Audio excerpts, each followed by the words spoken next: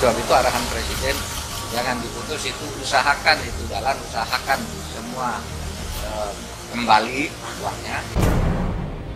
Ini tidak hanya bicara soal bagaimana menghukum orang yang kemudian harus dipidana, tapi juga bagaimana upaya pemulihan kerugian negara tersebut itu dikembalikan. Jokowi minta proyek BTS terus berjalan. Mahfud mengungkap, Presiden perintahkan uang 8 triliun yang dikorupsi Johnny Plate dan komplotan, segera dikembalikan ke negara.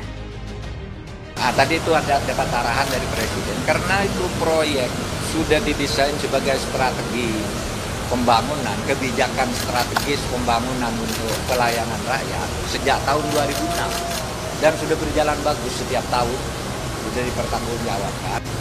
Maka itu kita usahakan untuk dilanjutkan, karena kalau tidak itu yang lama-lama hilang, lalu ke depannya lagi rakyat akan mengalami kerugian. Oleh sebab itu tindakan hukum yang harus ditegakkan secara tegas terhadap perampok hak-hak rakyat ini.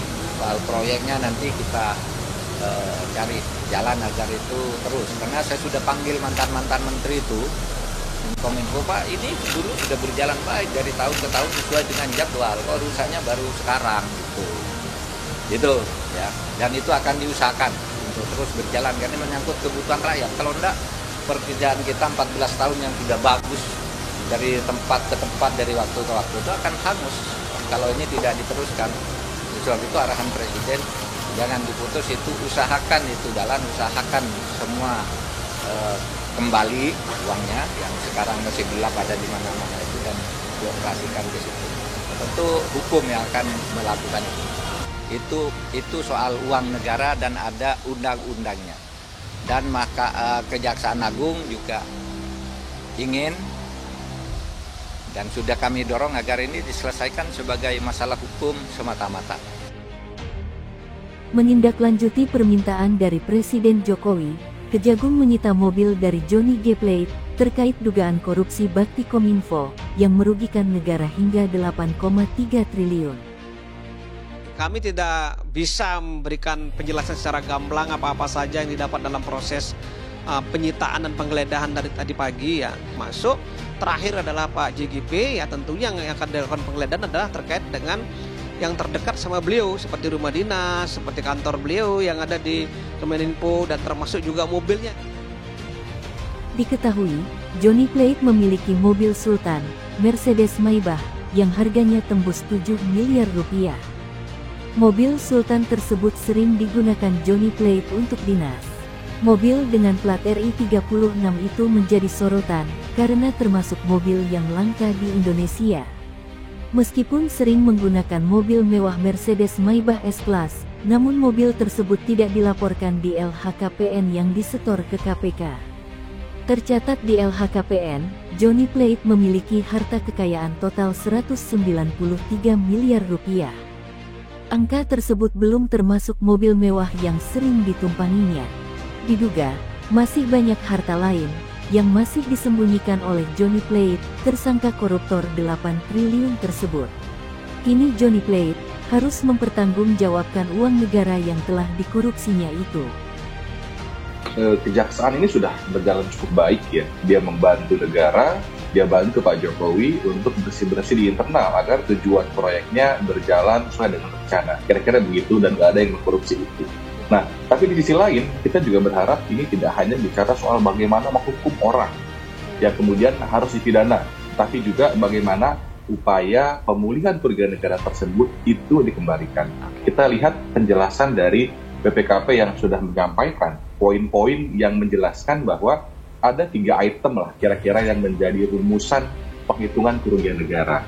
Dari mulai soal penelitian, dari mulai soal dugaan markup, sampai ada pembayaran proyek yang belum selesai. Nah, dari 3 item saja sebetulnya sudah bisa diurai siapa sebetulnya yang memang wajib untuk bertanggung jawab. Nah, kalau kita bicara Undang-Undang Tindak Pidana Korupsi, pasal 18 itu hanya menjangkau pelakunya saja. Kerugian yang diakibatkan oleh pelaku saja.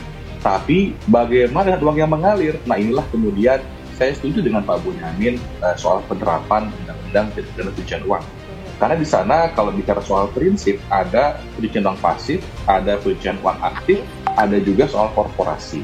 Nah, korporasi ini tafsirnya dalam Undang-Undang Tindak Pidana Pencucian Uang itu luas. Jadi tidak hanya mereka yang berbadan hukum, yang tidak berbadan hukum aja, sepanjang punya mengolah keuangan dan punya tujuan bersama stabilisasi, dia bisa masuk klaster korporasi. Termasuk yang fiktif ya, Mas Tama? Partai politik, iya. Kalau itu mengalir ke korporasi, maka dia bisa dihukum juga korporasinya. Jadi nggak hanya orang-orangnya. Pertanyaannya, korporasi dalam Undang-Undang TPO ini apa aja? Partai politik masuk nggak? Bisa juga.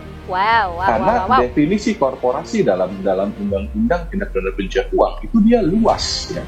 Tidak hanya dipahami soal perusahaan aja, company saja yang punya badan hukum.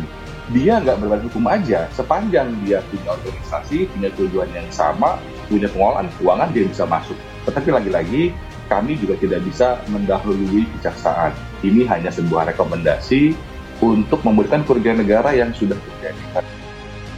Presiden Joko Widodo meminta agar proyek Menara Base Transceiver Station atau BTS 4G dan infrastruktur pendukung 1, 2, 3, 4, dan 5 bakti Kemenkominfo tetap dilaksanakan. Sekalipun, saat ini proyek tersebut tengah diusut dugaan perkara korupsinya oleh Kejaksaan Agung. Dari 6 tersangka yang telah ditetapkan, salah satu di antaranya adalah Menteri Komunikasi dan Informatika Johnny G. Plate. Permintaan tersebut disampaikan Presiden Jokowi kepada pelaksana tugas Menkominfo, sekaligus Menko Polhukam Mahfud MD, di Istana Kepresidenan.